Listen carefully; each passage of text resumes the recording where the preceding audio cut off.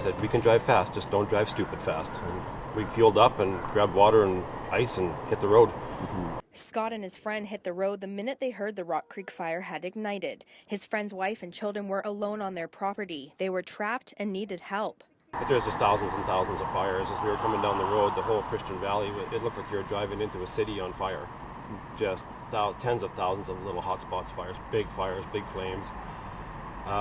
39 degrees Celsius temperatures, and I think they said 9% humidity. So just looking for a reason to spark, and for whatever reason, it didn't.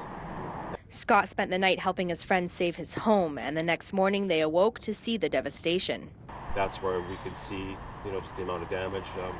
Power poles that are burned right. There's 4 or 5 feet of power pole or 3 feet of pole in the middle of the road, still attached to wires. The rest of it's still standing in the ditch. Poles would just fall right beside you. Trees would just fall. They'd be standing there, but they're burnt right through. And then you'd hear a little bit of a crunch and a bit of a swoosh as it started to move, and then it's coming down, so you can't be there. And just the way the fire just randomly picked. This yard's completely gone. Next yard's fine. Next yard's gone. Another place is fine. Burned right to the ground. Nothing left. People were, and then the next place you could wash it off with a hose and put it in home and garden. It's perfect. Scott witnessed livestock burned and in pain as conservation officers made the decision to put them down.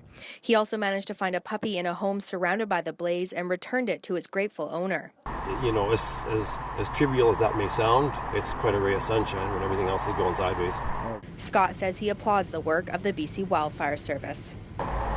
The guys were working hard. The helicopters were bucketing like crazy. There was some firefighting guys on the ground we talked to. It was, just wish them luck, and if they need anything, go get it for them, if you can. For Castanet News, I'm Carmen Weld.